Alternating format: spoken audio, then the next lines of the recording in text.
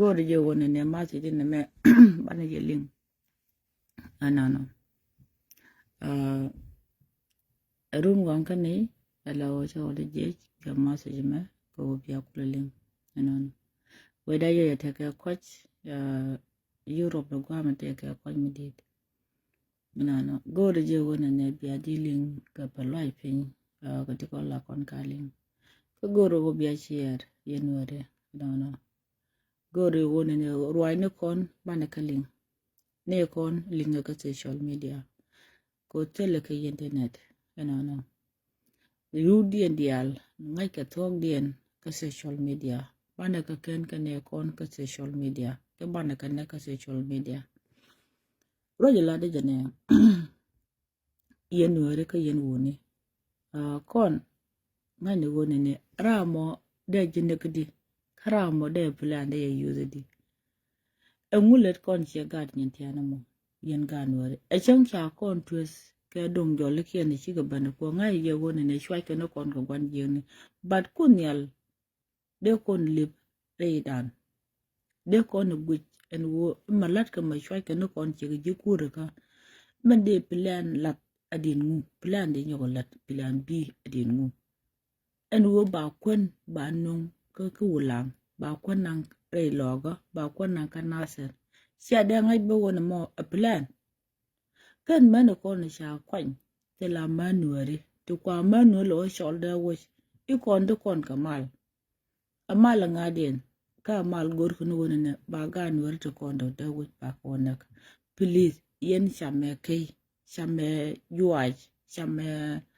to kon la yen go yano rar year. Okay, me ku boy ka de mo ke boy ni ka ne de kon ke boy ni de ku jogo maye mo ya gad karaj. Den wone ne Iliam noge chonder ke chwale. Masa ben nge yene wone ne kane wude chwale self kire. Aranu kane daman. Ni ken plane ken. Ni madaga so sudana ke madaga kono. Ni obi yuga na balo inwari. Yenwari siya dangaj bu wone mo plan. Ke masa ben kane kire. Wude luk ban no ka kono. Ke ken karod yu luk an jang kono. Ta yin dien janeka kan jang bo wata yin non ka nasero yen wori te tarar te kon kariak la ko liada la ko na mo kengang nom bana kulo wirun ala wochi do kulo tet yen ga loga mo balaje che madone yelara kel yenna chwale la wo shisha yamang la wo chi aro na billing bene ka lada bata tan kundu ling kana ka tan kunu che ka dor ka gwan jengni ne me cha ko latin cha wo tembe kon mu kon wo ba kon tuk akan go kenu mu kon wo ba kon tuk ken kona ane wo kon che tane bene ga chwai bi go bana ka je wo chi ga jen ala wo ni de kon don to wina da kan cha tune ka to kwa ko la ban chwai ler ante me yen mu yen ko sham yen ji wolam benektar na te ba nyo ke wolam ke mu yen mi yen ji nasar benektar na te ba ke ji nasar mu yen mi yellow benektar na ba ke lo. Okay, ajen gor kan wo be kan nuori be kan ke yopin ala pod forsen awo yudien dial ba ka lwen ken kuon te me chicken kun wole longan jang chicken gnong manaka ne ken dial ala wo chicken gnong ma jur ken chikon kanak weekend e nur ba kan nakade wona ken gare ngandien we ke mara bana rode yen nuore yen won nuore ngula dien kay dong an chalar fan ke je gome ka je loida chalar wo yen won nuore me shata lot te da chi ga tok te ga ne ti tul ne ke yo te chi wor yang ne ken ai ga da no ku ne le te tin la wo ko la na je cha la ko la na je kono bene yo ko bene ga kapsho la da je didi ko yen woni ti dong de ne ku la ngai wo chane ku lo ke sha sho ngane ken de ne ku la ngai wo yo ko wo kan gwa mu gwa ante me chu tara mu long nei ke riet ku ne gwinir ni ba kala ka social media please yen nasir bela ton chwara ga sham mu yen ka sham chwara la ro ne kanila ler mi jin ga nasir chu bel ton chukla todo bel din no ke jang kan masaben din ke kimi jin gad gulang bela ton shuga sham wono go yen kwang ga twan wono bi aluba gadun gad kun me kan nageto chwala nukut gad kien family ni kien yenuari naga ne ka kalam chiran mete ka kwa ni di ko nang jang de wech lamaneke ajen bitte dun bagwa chwara ga sham kan bela to wimon lenga gwa yenuari facebook gad wulang lenga ga nasa lenga ga logo lenga shala ye video mo tele ne di shikon book ke jim ke ngani ka tayar ne ka bige lo bani te ka gat lwake shamake kan to kon non lat yer shamake ko to kon karech mete ga jibboy ni katin kare o de yene de ko la wona ne ishi adiyar ka lwak nap de yeru du lwak yenji afrika yene de ko la roch ka tiel ka mu ke bele madong de laria muti dan ka duor ko bel ka gambela ko nup ka gambele ta yere ko ta gambele yenji gambele muti dan ka duor tak no wona ne de do ni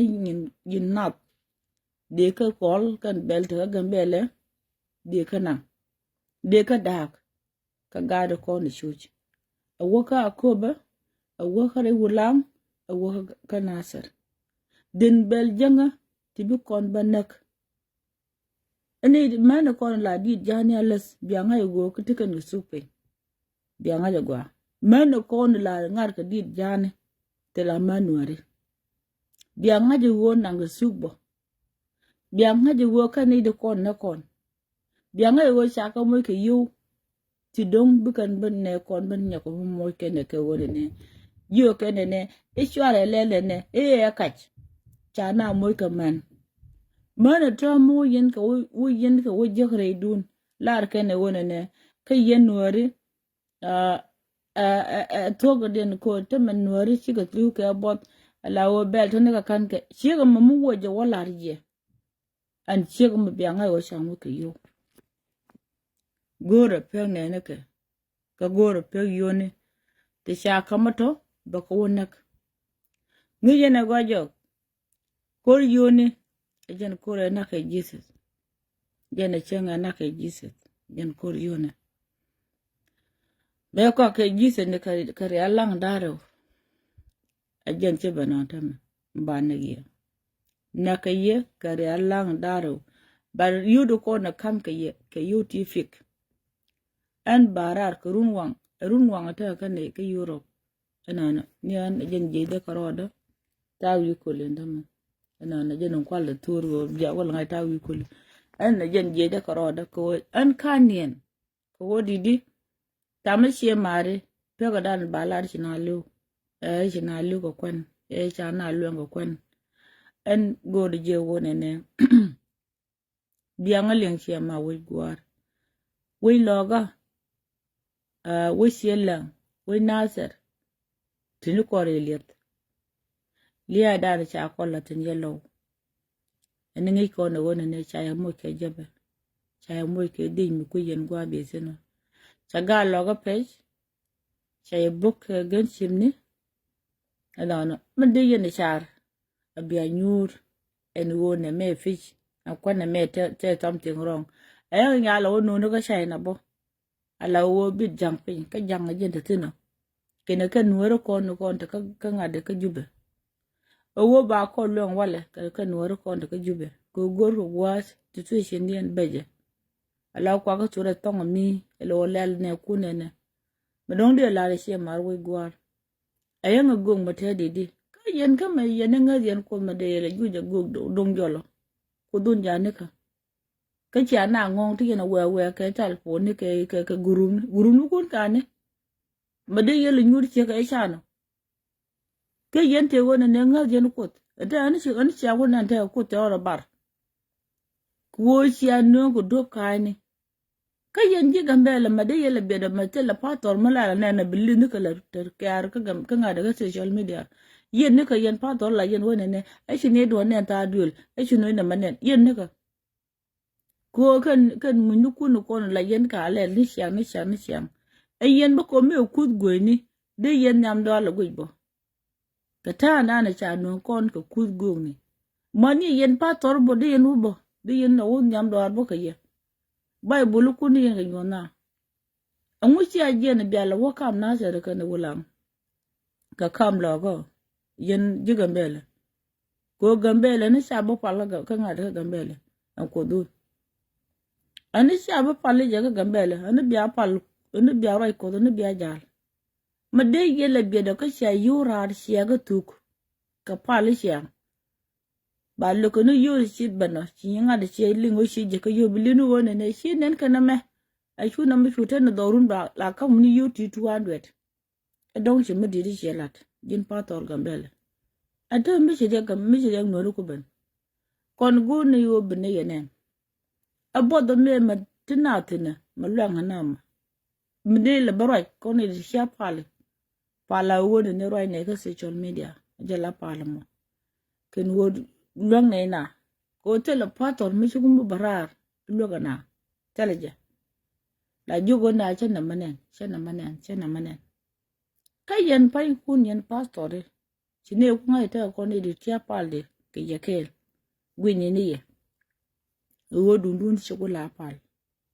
dundun gula sheta la yin wa bon yero kenye ye sha bon yero kenye yo ya ban wona ne mo yana kan faton mi shi utar kala man re ka my life kan yen faton de ala kon ka te gambele kan faton mu te ka 19 ke 20 kala manen kala malin beda la le no wo pastor mi shi ngot la mo di mi shi ngot kane diket mi ci ngot la o cha dap ana na mi ci mu dap mi la ni lera cha o dol ko ana so antame ni wini ko tirni wona dong dol ko telle ramu ngat cha o dol ko ka ga kon ka ko disco ni ken ni wi Europe me wan ni dong ni kana long dong kan wo dol ko to kala ta dol ko to ana ante me yen manong de larie yen nore ka yen wune wasan wal pan kun lo yen leb ka pin ne me ami tay ju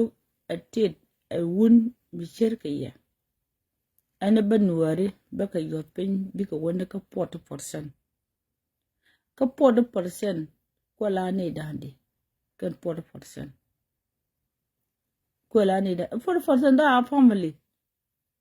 mi chiro mi jin wudi ci kwen edana mi jin wudi ci kwen tiga man di cho bol di 40% di kada wud kel garwa di 40% di kada so ka yen pan kun yen nori ibiya kwen wa no masaben ka yen masaben mi cho ali di Uganda den na kono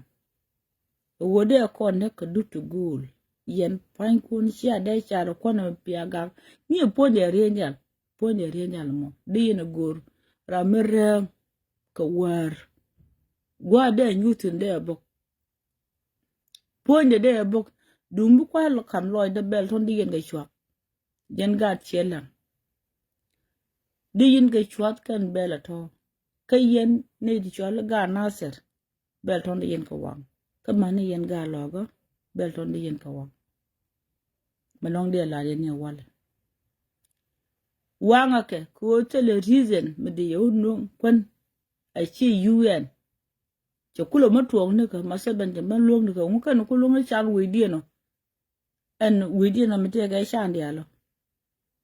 ba kan ko long ne chan we die de la bulong ne ko no ko ji so Sudan to kula wante ara sia de ngai wo masaban ni cha kon ne ko no re de ne masaban de cha banak guye na masaban bilanda anwo ma de jo tel po jine mo ki ka bel bi ko wolwen bi ne ko chol ka ku yene na ma de la bo yen wori manana cha kamye la yena kujila ba gudun su baske 1 minute 1 minute gudun su baske ya ala shi yena shar en wo ne me en wo mu wayo wolel ba ngo wene ne ka dob dan de nyawo jage de wo jage di ha ene nga yene deb la ya gol ka ne mi cha gol ta te ga to ko me ba wene jindi yo bara ko to ko me to ko cha don pinya jen to ko me cha don pinya jen don ni pin ma chi ju don pin ju pe ra ka ja she da ngai bo yen wore en roje me la de ye yellow a wudu ni sha wa ya pin e ye ko ne me e ko no gwa ko sha lu ka bo we are year yen ne de ko te ka boy ni tele wo e ba ye kok ka boy ni ka ma ti yen ka wi mo ne me she ma lo ka rodun yen ga loga mutu yen ka ne te ka boy ni ka mu gor yen kudu ni larje biya ka life ba ye gor kudu ni biya ma ye ka yen ga loga moni yen ga chielang moni yen ga nasir mu gor yen boy ni ba ye ko boy ni ka gambele mu gora okay biya yer biya time da ne ka 92 me ne bonane kan tel ramishna lok na no konyal cham na juwa okay cham ga ni juwa cham ga ne ke la jo yang na ni cham yang bi put ye she pun ye bi mo karech rai kon dia ka yer okay kan ko da miti ga ne te ka kan ko please god tun mo ye ka karech mo ye ni ka karech ko miti ke liya te tin da ga ne ka gad kan miti ka wok ogot dial to na kan dial kan naka mane yellow shwara chuch kati woktin miti ka wok dang wel moira metel duor moje ke miti ka wok la wok to kon la peke ala won na ka wok la wot te ring bien bia shamara agen bia li dundun bia pet miti ka gwa bia petin ke miti ka gwa bia nyutin chon ne wan dinga na ne yen nyutin ko te ka gwa me dorm tasin de yen nyutin rew de mo de yen wunun wari ti yen ko gwe ni bo ana me sha etiam ti yen ko gwe ni kun ka andi ka malaka ni telalal to je na le je na de yen do na ngum de ku le ban tiam ba ku janamo ko ti yen ko bo ko kon ti di cha ko kan kun mi kwa ka wi gwan kan menen gen first time ko balik wo ba ku wi dun ba ga ban ko ga jam ka ne ka ku tu glenu wona ne tu gwe ki wi mon la wo tu gwe ka tu bi liken kun mi kwa ka yo kan menen ka nuore ne me pu mi ci ban nuore ke ji nuore cha ka du ma dan ka fi cha ka du lo an dong a jen mas dong mo long de la de yen nuore mas de mo an ta to je ala wa run wanga ne chejan ba dunku wo ba bele ba ga sham anuari logo je ko lumba kenen goro ba ma se de akan bel akan mu yen ko sham yen jina ser ka uju wala law le nga gwa police ran ci wierun ba lok te le dul wal bay nangtin le nga je gwa yen wari la te pen ko social media ko la ka lar ka duor la ka do wa bel tille gol mo ba kam ye ko shana ngonge bumwe lug ne ye yen jira ka shane lor chini chu je long ka log dun bine ya le do bia ko na ye ga bo chi yen ngwagale ha yen ti yen di ma si mi sha kam ye wona me jega che gwalong go bia len e kon mangat kon wa no jitaro lo dun mu de go ba yo kam mi bia nyen ja na bia ga sham charo baka ne gor je lo ka ne ko kon chini ye bia lo ka bia ne ban pin ka bia o lo no ne sham ne yo jana ena mo ngu na mo tung ne yo kun tung ne yo ko ko ne luong ne ye bia ne o ban pin che me sia ne ban pin de wa no ni chwale ka ne yo ra nga ne ken te yo to go to me sia ko to bene kan yo ne sia ko pak 100 kel karade jene cha wo je ka la $100 yu dial to ne ka dial cha ka je ke fik again di we good ye tora rechin gene de kone chakok 100 again di de wojo kama kwa ile fulo ka yena nga yen wak yen ganwere bu kwa ile fulo batin shom ko go kundi yale dei ti den nyam dar gwich shaka chukok ko ke fik gogo shi reality gogo ko dumi reality gogo chat gogo nget man bono nyala ngaje wona me mijie cha de kok okay and masiga an ka wi down jogoti akan bagara lugunu wiedun run yellow le ngagwa yi cha mo ke mislite wona ne ye wot ko na magwa tele masebe michu konak ache ye yodech yellow yen ga logo ka ga ne nda ti chi luti ke ye yellow du ga do ko ni lu ke ye ga do ko ni cha pe jebe yellow bia ka nora ki bia ko no ko ka jebe nga ye ke lugwa yen do de tian ji do to kwa mier yellow yi cha lo dor yi cha dor mani yen ga che le yi cha dor mani yen ga nasir yi cha dor angud me de kon chu go lo wi dang dio go ti ken gor ko no ba ka miet ke yen ne tenga me sha na ile ngo ngodien ha me ja yen obo ku de jego kon ti ne ngwan ka roi du ni xiang ti ne ngwan ka lo du ni xiang lo ka ye sha ling la ka yo na me awo lo du na me re kon ti ni tinga de ka kon ne ti la yen ga ti to ke social media tine ke ngin ko tila ne utila ne ngwa wa lintin okay tine de ko pingi shudu ko kien bidu wulin biye bala sie more mala ne kala da te mala ne ko wona ne ko yen sie ma no ko sia de su je mi chiran do wulin dira la die iyo ran ko lo pele la o kana la die kon mala ne de ko social media ni sia e dundun ko tan kun tele ke internet tan kun chicken ngwa galin dong biran wa wa lingi yo la mishan ko kala mishan ko le ko internet ko dake okay so ma dong de large please video de ma share allow share ran ci lang share rana sar share kan wi ko nang diok to ko ne cha men je no de luang ko public de luang ko kwan dorkel da liwe de no ko jenika run de yen ko le belenga de yen belle ko ne ko la to right social media ko wi kan yen la ne kan ne du la right social media ka ne ka lar ka be adi nu an la ne ye ka ver ma tem ko biya kullin an ja ro ko run wanga ne eta bro wo ta badek ke Europe ko wo lo bi she mari ba ka ngal kam kon please ke shur ko na me bai bulan ta pal she ma le nga she ma da ko okay na me kunyal janen gwa me ko to wona na lo ha shap na me bible shema na me bible shema na me bible okay na me bible chokon pa lo wona ne kunyal bakon jalin koroda ko tele liam de nunga tit ke chwale e wan wona ke chwale be bani je ngaje go medan ke na ni tu ci kontek ya ta na je nan ke bot ita ma tigetik awala misha ben lawo sha bel kon shakaban kamrar teni kon shakon mon joirar ka wal ko na medi wan jingni ko ni chwani che lengrar tina ko na ko jinaser en mede lar yen ga logo mi chu kana ka re logo mo mi sin logo teyo tije nu kut tije nu ndeng en wo batal kwa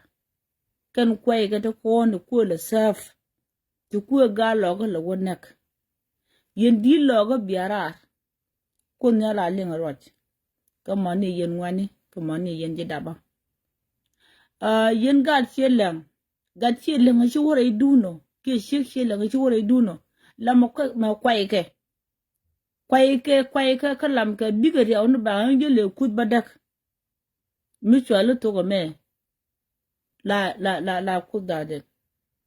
kan ti dial tone gor ko wodane biya kalat mane yen ga nasir shi ka nasir ko nanga janga nasir la ma kwai ke batie la kwai ke bi dop che ka ne de ko ne chi dun mun mi gwa fiji go ne e go de kwai ra mo de nde ka worior e ku kwai ga la taw ko bu kwai ga rodian ma da ko ne to ne ajen ma sai da mu dung de kam ya anteme le nga je gwa winware shwara werun kalai madong balariye shwara werun kalai ete wo china liu chana mo kabel to me shalariye kane dandi ti shiroi kalai video ne di dong chop ti jandaro ki jandiok ti shelariye en wo bel to ne shwara ga sham ko kondandi ti shuwiyo to chini bara banga bara bel to ne shwara ga sham muwe yen pai kun real ba kam yemo kana ngach yeni ni nuero konda tul ke yo de la ngal te pen ke yo ke yeni de ko la yo top ariara na shira na top ayam bran yo kala video go yo chara mu ke yo ko ne me ko dial ji ko na ling liya me sha nu ko na tit okay mu ke no sham ke dorien ke kwingwan dien chi du na kon na bana ka logodi logo bana log na bana ka logodi telle ram be bana runte ete ka gad ba lokote ga mu ba le no ne ram be bana runte go ne to propos ram go ni yo la gen okay go ni yo la gen ko se mi yuni se ngi karama nyam dama bana yanga ya go karapo ne ken kan ji afrika gor go ro pon ti baba nyo tup i wo china lu ka kwan wo ba ga tin nang dul wal tele dul wal ko dul wal te mi shikanalet ke kam yunda ndi she mare tele dul wal mi shalat toy nothing dul wal she ngane kon mana le di kon girar da de bu ko let ke je ba le di ana pele to gan ke ana pele to de ana pele odi a to yo ka kande ke kwi ku wo gad mar ke she mare we gwar e chimbu ka jo wale kunyal ngeje wo chu ku di shelat du kullu ga law yana daro ke yana dang jo chen en go no wona ne to man shanen yen ji america ti la yen ngala lu ga long to man shanen che lo ke barjet che mu foin kun ikol migre go dun bidang no fon de company ajen ko la wo yen jirar yen ji africa ni yen tu se shenen te kana igwame kwa rodu lu ka la yena ko mu we kan la wo sha du lu ka la yen fain kun ko rodun tel mu pene long ko chine kwida chine lat chine man la ne ya lat ka ye chine lat chine ye yo dur wala de je da wa sha mona jenar wer ka jay ka karfi ni ka gambe ra tere yo wer ka jay di ko wodi tiane ka gambe ra gwamo cha wa je ko na ele aleme yo thank you yo biori wi kwan chine wi kai weda bi thank you la tin God go okay tanga God ya ka ni lel okay antem yen mandong de la ye yenuari de ngagwa chala di medan wone ne ara la yen ko community ba tim ticket e yon toni ba tot ya ton ba kolen ba moy ko gwad dang jok ba wo cheleng ba wo ka wulang ba wo ka ngade ka kobe ba wore logo ne daro ba ko kwan ke ticket kel chejen ba ko moy ko 1 month jo kuje me biken ko real ka ba ko lo renew tele jaga kona la de ko la gorni de na kwan ke wuje me de ran kwan ke wuje me community mo de ran kwan ngatin de ko real ka de resini ken wonno den wona ne de jongu na wo ene melale je tele je atembe kon bane kuleli wesen wel gwa me changa na re yaga midi kulo mai re pol tele pul ken te ken ga pol ken de ken ga gen kon tele kon je de kon pon kon ji wesen wel ala wo ji da ne bang aka na wada me ala wo ene karek e company ngu ko lete je kon kwentin ko company ko mikin lete company ci kon de jak ken furungu diality ka kan yo ti do kon ngalade ko mitele furuk mitele yo ci furuk de ko ka ken ga prini furungu ken kan je group min de kon ko bel ka yedinu ka ken pan ken lel kan tegdien la kan ngat kan jirar brano bante wonne ra ma ba mo yo kichi yo wo shubu yo kon tan miara ni ko ta nan la ta kon ngude kon chu do re shi mara ko me de kon chu do de chu da le wonne ne me de accept ki ba ngach ane kon dial en wori de me fit we loy nas ki ma de re dial le kan fil de chu te re kel men dong de la wori de me ri de ga me de na wo tin fit ki de la wonya je fit ki de la ugui kon de kon chu na ka kwan barun ba shola won nore shaga na kwan nore shaga na ka yo che mala ga la enor wo ma ba nor kwan ba nyaw mi chaka je yen nuori ma nuori ko te ga ma no la di jani alak akani de ko la na tuk ke bran ban nyur ga jikel ira mo gwa ka ji changa ina mo rami chen nuori bi jogo ne ayo te la korek tina menene bianga ye wora mo cha mo ki yo a chile wone ne e kana mo ki yo ko ante me yo wo ba kon ban te ke yo ti fik yo ni she manen kon dollar bi kon we ru yo ti cha na chetan de yo ti war gang ni ti cha mo ke biel dollar akende kon we dan man da ko ti she mare we gwar ka yin woni which la je la wudrom la wuje la ngwa rom chong siyan ante me yen wuni nuore tig dun da tig kwan ku wone ne de yo de wudun de yen to ko kwan de jo tel wun mi la wone ne a we de chen to ko kwan ko kon jegi en gwas jegi ru jegi ga mun jegi ga yang jegi ga del jegi en duor amponde kan yo ka jegi kondo mwalu daro to mi shiga yafe jegi kondo mi de la yo so Sudan en mi dong de la de God we gwar en barat please mu wete ka be libya sham jen God chelang le nga jete man to right e bia wich shing no wone ne de shi man wona ka yo ti fik la ma je che ga mo la ma je bia la men che la kamite ga shek na ter la ma je kamite shek lo go la ma je mite ka wasen wal gwa me ko ti duol mu gwa ko yele wo yon ko ne ti yen teri jen a ti lun jogo che ga mo ka na kon che me sha konyo a ti lun jog a wiye manuori che ma wiye che ga dan la ro ete la kon riek ika bo ken chow ke ni jang bo kare we ke go sejen but madong de la rie yen ganware ma se din na maleng je gwa a wolo dun mani ye lo sharje an ma se din mo lenga je gwa a tele wut mi bo bi promotion don top kina liu ko kon kina te didi agoro ba nan dul watel dul wala dul walun biya wara jahane kun a sham yen kondien kie masaben dun wandu na masaben shi ban mo kon yen jira le ngagwa le ne ko na bech la pele ne bil ku do ko de chen ngot chen ngadan gwa mo ken bil ko ka tin gwa me pel ko ne bil kon ko wo ko do lat ke kume tu kon ke bil di yen ja afrika le ngaya gwa ken yote dia le ko na pele bil point bil mo wada me la rana pele bil ko ku ko wona ne ka she mare point kun mo yen ko na ma wo sham ko ni de ko la tul go yo ke ro foni te la le ba kam ye en real yaga le ngaya gwa ka mi jin shek angi jo la tuli ne me le ngagwa ni manda yo kon chi yo balai ne chi yo poda ka a wala me sha kon ben ful la wona ne sha ko lo no shetane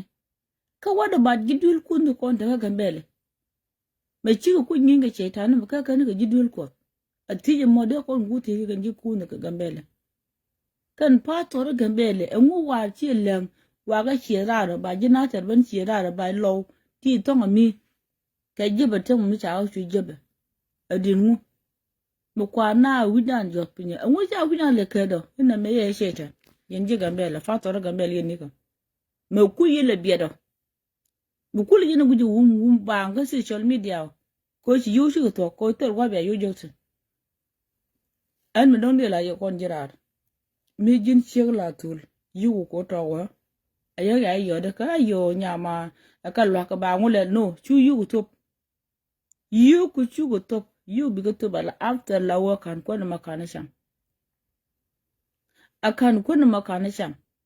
kai yene de ko na bi yat ite wo e kach ite wo sham ka kan yu to kan bela to sham ka tele bele bi sham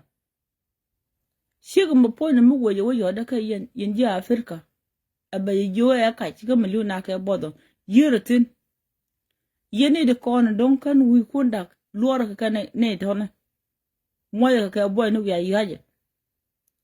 ngucha ka mo ka bela ngucha ka mo ka karajo mate wido ko ken te dong de ka no rech liya de no ga chwale masa ben fonde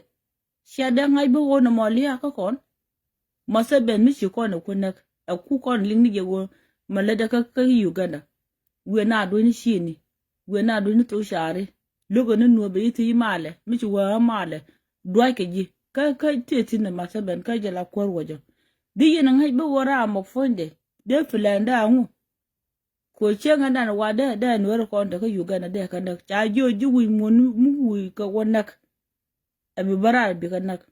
ka no ko da ka lando bene tich ka bene boy bene book yen no ri shalinga na mo wudun tere yinko wudun tinu kontin mutinu kontin kwa mit mu wuye no ronun langrun kon kwa etini tine ben ku yere tel bene jak dunda yo don ba bot ko sha yo sha ka tuk ko wai gwa ma jen ta run yo tele yo te ka akan ba bot ka ne bo nyok ko tele yo te bene ta okay misya ne billing kwanna mo fonde kwanna mo muye na washam tille gan mu bine lokaye kitille rab ayom ya liu abiadar yan yedne wasan wala ngani gwa kone la te pen yen ya America le ngagwa atille real ayam yiyunu ko la ngal tulul ngana la ba ga ne telefon ramo da bi yeti ke yiwo la ba ga ne telefon ko mit go lo yuka akatobe again ko chana right chana kaluk yete chi wone ka kur cha kon man nya ko mu fol kone me cha chwala nen chwala yone law kon yo kon jirar cha ka bon chera mitale yodi kon to lu kon ke wone ne shi man kon be kan ko te ka kwan ka mach yete kon kure chi kwer ka America de kan de long kure shi bin kwer ka Canada de kan mai long kure shi bin kwer ka Australia de kan kwalong shema ka kure kur ka ne ko ma kon Europe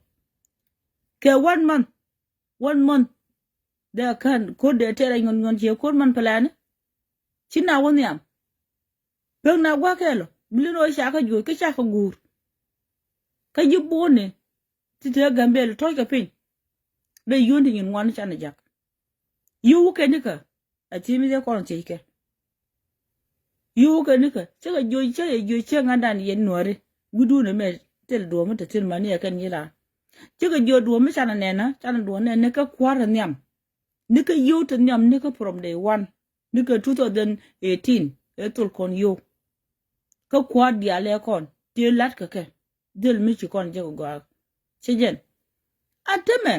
me de ko le ban ngot me de kon ku le ban nyaka man ngon kon ke ada adin ngu me de kon ngon teme me chi kon cher ka jemu adin ngu ko tele we e chek tere wud tere chek an we na lat ke che ko loy dun sia confirm ka sia answer ka sia nyoko mu lo dene ba lo li ni ti wini na mam tele ma gor yene ba ku le ban nyoko jek en mo en wo fi me de na nang niam ke chana de nang nyam tele mo gar ke bu yene je ye to go ye bu wo bi da ne fi me dong de kon kulun ja ko wona ne a pij ne me pija a mi gwa long bi wud mi be o barar ka je ri de chala nga gwale ri de gwa poni je ne de ko la nyam no ajen ri dan dong la kula wo ko community ayara mi se ben ga yugo na ka nuore binate tin binate sen la wo batene dan wol na ko men le no to ko pe nuore ji ko tele ne ba chu ko rieng ma char rieng ma char ka siaru du long ma kwaye ba long ata male la rieng ma char ma kwaye no chol ti fik ki sia guch won kun ke won rieng ma char jow du na jow rieng ma char jinde yi ba long wun mi chir ka yi ala o si guj mana la de de ujiban je duelo ka ti ka mai ka ti ka mut ci gon ramadan mu de wi ban ma shenak medala na yin ka muni ci wuni ka yen ka ci itel na de tel ne ka tup ci wuni yuru la ne ka tup ci wuni yin wari mi biya ne palo kuma tel na de abia ku nyuro no bang tel na de yuko tel ne ka tup biya ko do calculate kane dandi teterar te de YouTube kane dandi bonye mo kamone YouTube 300,000 chan kamone je ni ma se bena wada me go wude te de YouTube me cha yo kon go ne yo baye mo ke 300,000 de me de ko ngun sia go tie ngwantara ko le ne yo ana kene tie kan yen ki yen tie yote la ne ka tol tele wut kel mi chile lo da pada ne na balet ma ba ngat ka ye we gwar ba balat te ram chi ne lur anta ram chi ne lur ne ka jen gambel ma wada me yuti kin mi shaka nen ba yo don na fa le yo ai shaka re la ka ai yo wa hitin na men ai jilo na de te senga na warga mu don ti chelunjo mi chen chu wona na gorwat ga ba kul buntu ba ban gor wale kon o mi to kon chinan kon jira medaka mo ka 1 month tele yoro tolka she yene de kon la kon te pen ka tol yoni ki ra poni medaka gwe kon me de kon lat jene no gwaja de kon gor boy ni gwe de biji ka kwa ba jike ba ka kwany de kon gor boy ni mete ka yu to de kon ga longa tol atiki yen ka yu pan en ka chara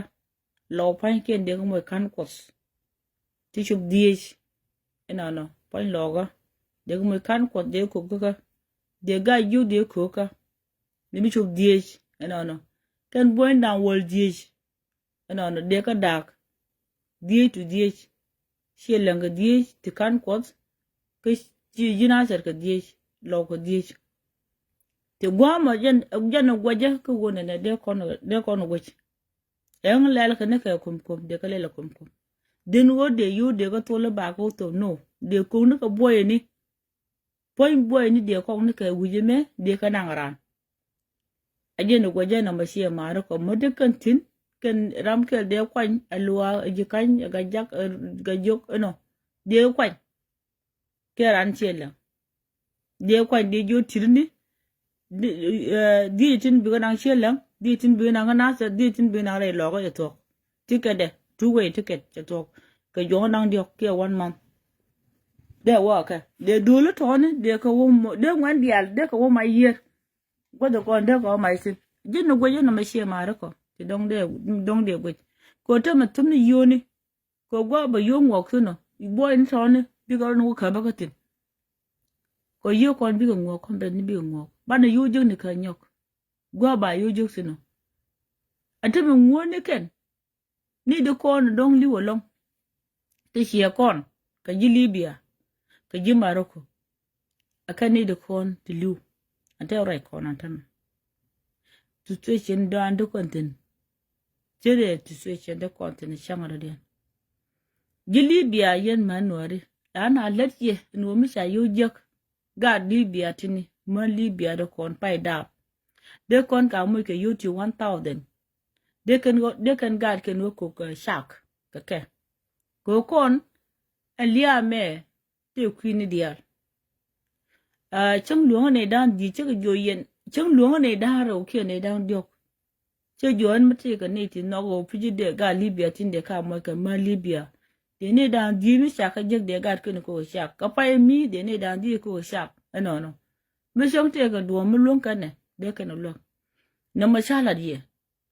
thế mà cái tin anh chỉ Qatar nên anh chỉ cho nên thế mà để muốn ga Libya ko ga Libya mới sạc ku cái ngoặc donc de ko no long tong mi ken ga de ko ne chale man te pudu ne kana ka ngade ka makal ka kor Sudan te me kon man nori tel gwa chi wotin chi ga ben ka Libya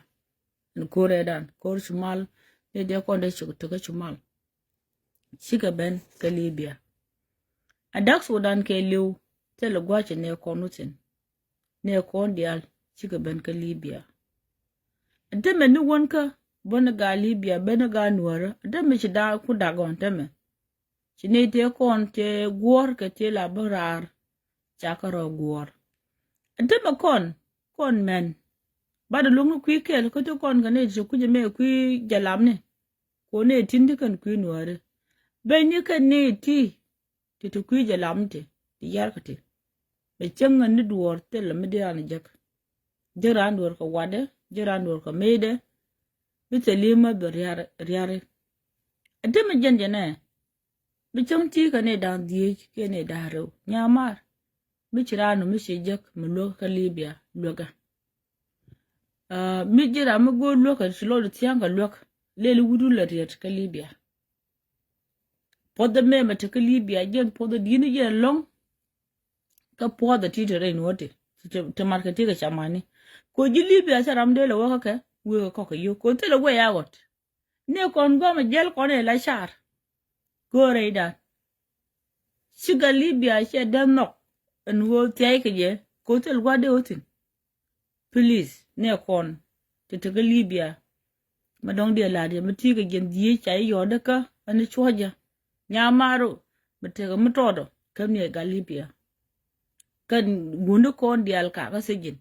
ti dong de kor kula ter ka sejin ala wo mi dong de kon lok yen wuni na ma se yembe we kaye la ne la lor yen wuni ti te do ji tok la barar che mar miti ke du mi tot che ma gore je ga Libya long la ke miti ke du mi tot gore je e 20 e ngu ga ti ti chu ke long ka Libya en wirti ni yen ke Libya te la gwa de dien ko nga je ne tin lor jogien ne kon tin lor jogien ka che ma ne kon te ka tin but ga de kon de kare jalam ni gure chana ni ana ka chana ni ana la chere mi bi ga lu kan ya ko ti bi la gwaye la wa dangerous ko yo mi sha je yo kan jalam ni bi kana ban ngar ko re we dien ka tele yen kume doaran teleje ka yen wunu kon de ka western world chia gwar ka sha ko UDI an ce ko UDI tara mu lor ta da UDI da mo mata ka yu kan da mata ka ga Libya an ra ke jike ajina shalling me dan dole chale kan an ra do me gane nangatin cha wor hidden teme la wo dung dien ti nuero kon sigo pak okay gane ra ke jedwara UN mo shikana larne sara yakana jojina mukulu ben gana da kula gwa ko jin karwadu tonga mi la wona goro wona de nuori de kalet tin de kan nuori kon de kan kulo tin mule ne ken bi kanang na ne ken ba tele de bene ka yoda ka shwaka jaka mase ko kwida ko wo kan nuori okay che chuta rame chokora ka han chiek ka yen pan kun yan jipi e di nu ku yele bet jel yen ga jata ramram ala wona ne ka yen shi agor jay biya ka der kan chia to gor to ka den wona ne biya ne kon biya ka lok ma je lo kan mo mute ga mi cha ka lo ate mi cha ka lo do bi lo ba ngai o shi do che lo chong blo ko ne yen so gan mi don de lar ma si no mo je na goro ka yen ga Libya ma don bala ye wi mo ne me gwa mi chiror jek wo briten la ko gorodo wich mi do dien chiro do bija ka wona ne igenti ka power ru ha do ni chang nuare ko ne to ne chikorian ngete la ka power la te tin miti jiran wech ka yen ga nuari ka baro dun kel ka Libya miti ka Tunis share video da tika wo chale Trablus share video da please mi chang te ka politics mi shi wore dun lenga gwa ko nuor gor gwa ba to shertin ala mi shi agwi lo te ga nuor da nake ka Libya ke wonis biya ngai go don te to ku chiwo te da rodun ka yen nyidi mati ga rando mi nyurian ke nyora ke so please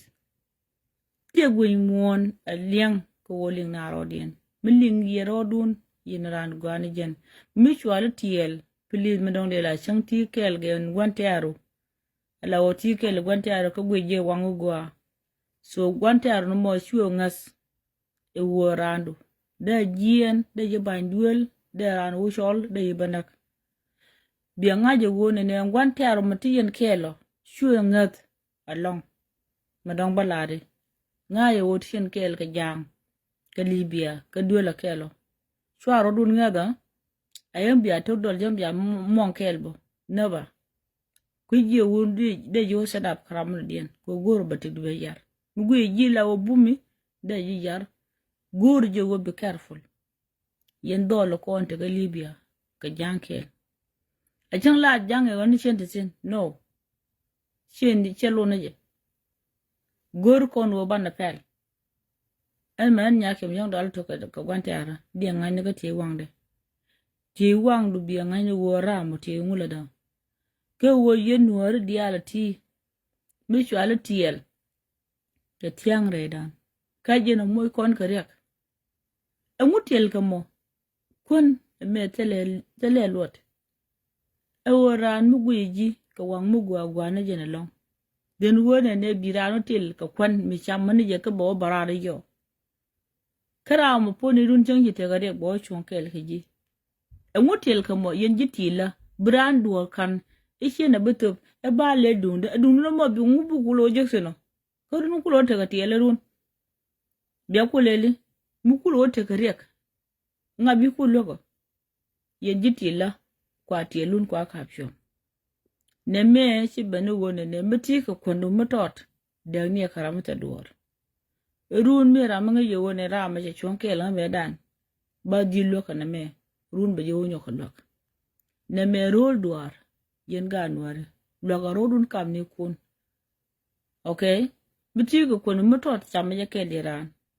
ka mati ga nuare mo goji la wo me cha tuk duel ke me cha le lidi abokudu biaban chanken la bi joro ma bi jo kona konnet no rodia kambi bi la da jo da mor mo wo kon jiba kon chankel dunu wo chumi je cholat please gan mar continue ngwan ko rai queen dial chi wuda na meja te dob we kene la wo wa chi ne yo la lar ko nu won man kon da social media man jiak ka man ta lot ka man yo ala ko kuidun ko mone ye ka advai ko tele internet kiye ala wo internet nu kun daka ke ngale ne ke week ala wo chikolet mate ga de chi bande ne lariye a fin mi de lariye ne wona ne de ko la roch ne ke ka ngani ka to ko jo ko jo mo to be wa jo de na me please muli ya na gwa ka kan nuare ka shon nuare ka liang nuare karo an nya dun an shek dun an ni man dun kan man dun madong de larye e masi da bana me ko nga da biye te ka na mon jedu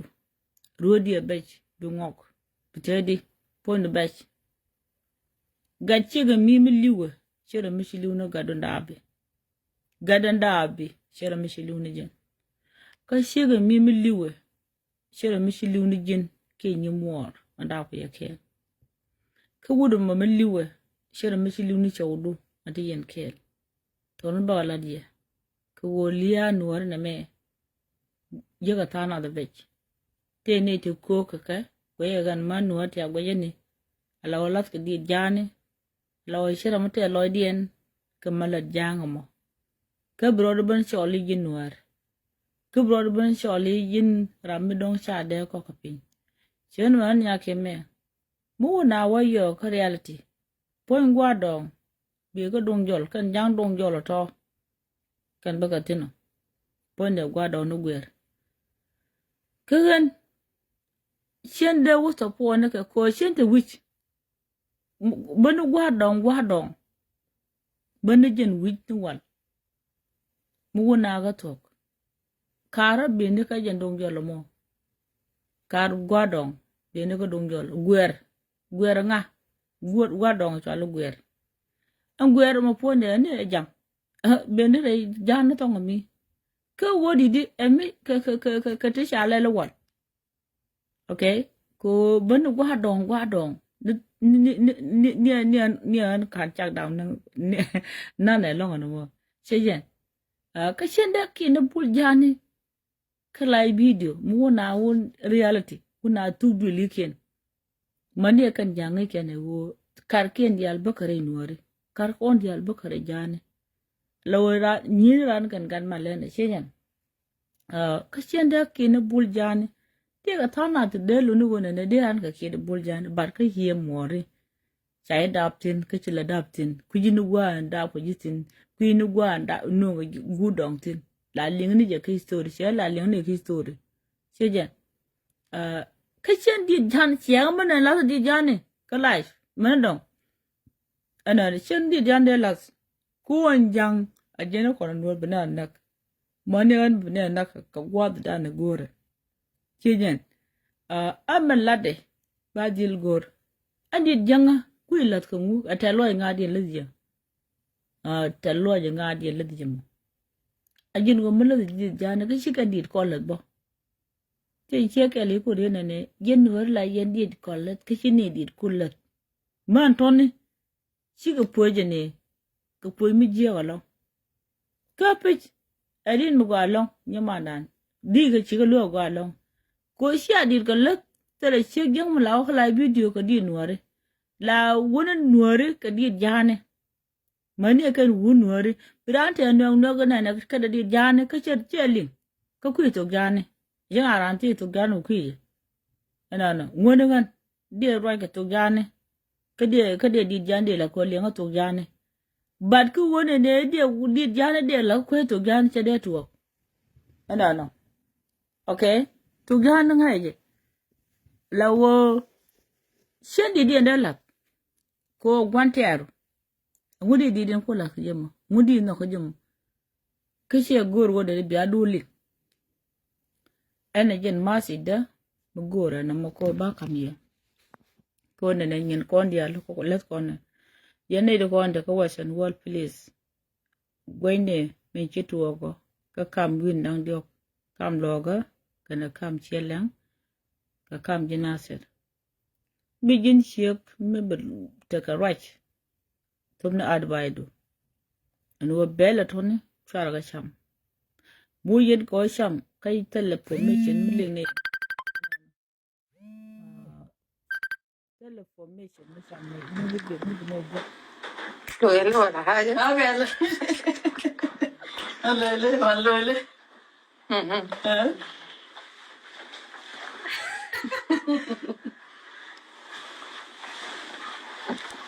oh yes tamam اتحركوا مسؤولين ya do je tera me lo bana line do shan lo de shan ngas chala wa shek ya an gore je wona ne roi na ka dial to na biya ka ling shejan kon chi dung dan chi jok ka yen nuare dung dan chi jok yo mo to la ka akon cha bonu yo ka nyam ala bonu wo yo de ka na ngadi this time tele yo ba nya ko top chu kon nen kum ba bel nang ko chu kon le na won ka mo kon ka kwan wale ba wene ne iba na alwe ko kwan koko jeno ne te ka masebe ne buwo ko kwan ai chara bu kono chara kon jirar bana chara wodi kuje no te me chene din wan ci ro na fan kuje no bel te buwo to yellow te du ne buwo te ni lwege ke ate karame bielong en wo ate ramuwo kayen pony kun mi wo ne binaga ka ye chwara wo gwayene ka kan beton miti yin ka long of fish chwada ke kan belton ka misie jen talo kon bi amerikam jok pon jon to kon jok pon jok tada ya ka jok ana mu ji wuli wo jeli abli ko ya janda la lel kana pon jon to kon to wich lawo talo kon dien biya kam jok agadi chisham tele wona ne bina weru social media lenka gwa yenwore mane yene de kon don la sulke yu la redun tele wona ne ba ko moj keriet iko wo ba yu to no dun yu no mom la kana lingo je la kan nyir ka jam kan je afrika ko mun lokan wona ne bi kana ling saka da muka kon ba kulu mai kun ba kun jini ka giti tugan bufal karami shilling okay tugan shi bufal karami shilling ma tugan bi bufal karami lingi okay tele kun mi de kon no liya tit agwante aran eke bu ko ringtin ku ko ringtin di ni wo kon janga minon ka bul kuna la nak kene masebe no kuna la nak ko la goye ngadi na yin nori cha dor nika yudu ko na cha nunke ke yuti fik yoni dollar temate dole chalad te dole chalad yudu ko na goy ke yere we ke te dole chalad ke antel dole chalad ke okay ken go kien de bo kanaser ti ba kon kula ban goy rara ke anguchi kan ngomo ko na bikana mercham me bikana nongne michi wo kwana mo akwan chetana chaka jukta me gubde ni yana bana kan mo ka shap ko wudin te ni konten kan nuare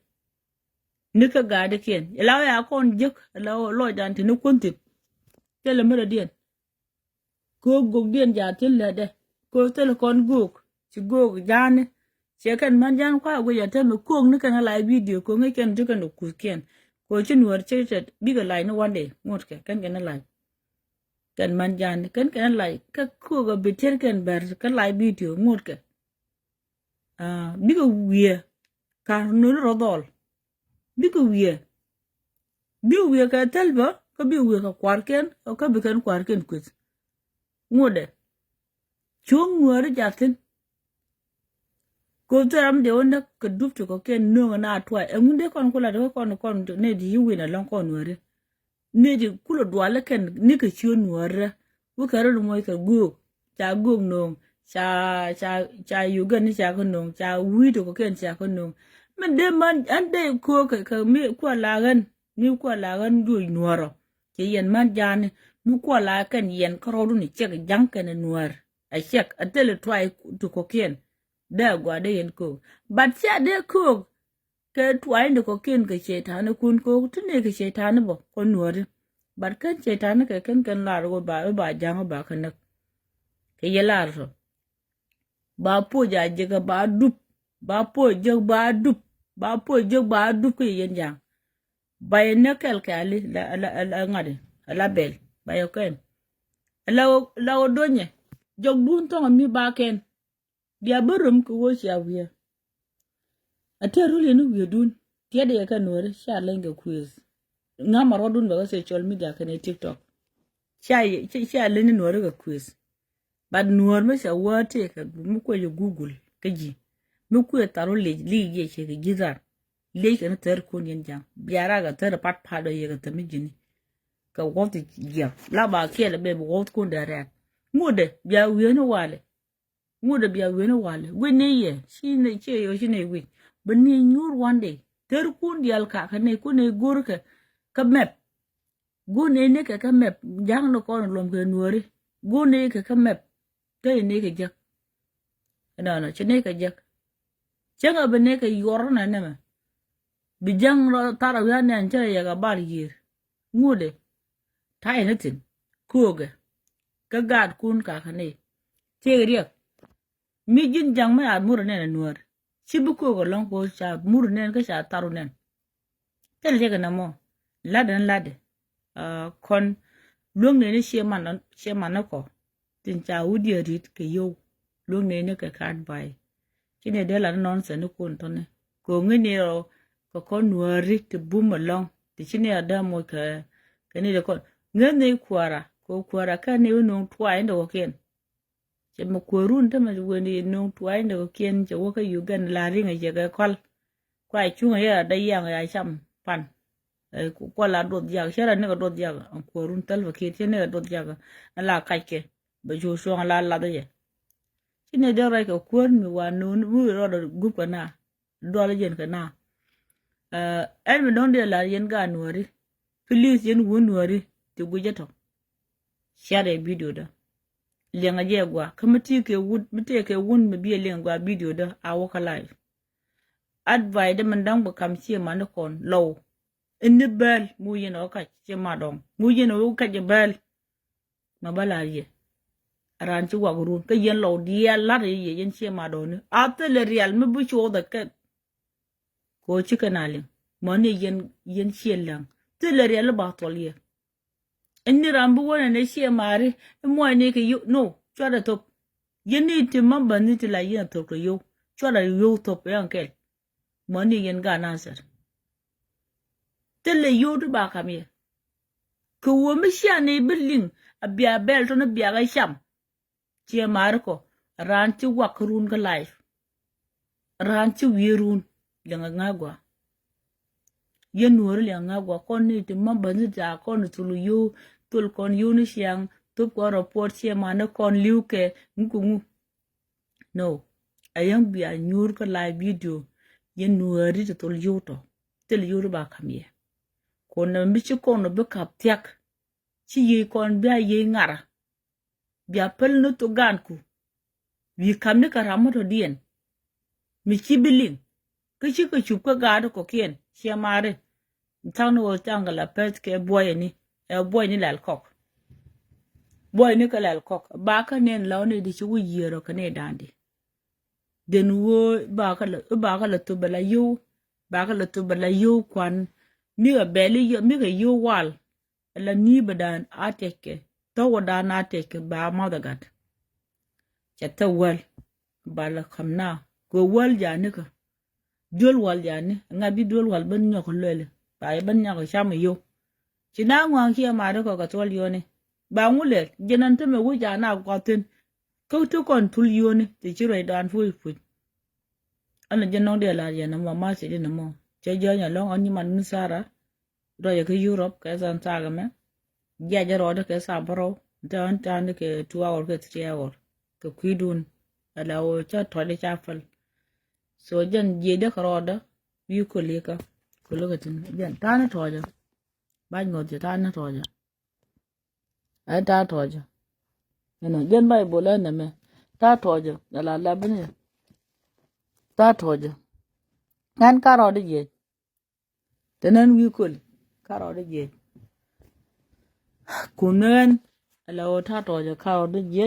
ro ko je tan okay bado ci siang ko le len ci siang dal ka ye yenware sanga yo ko wana ga bel le ba yo lyang ba yo wona ko bata ka wiya no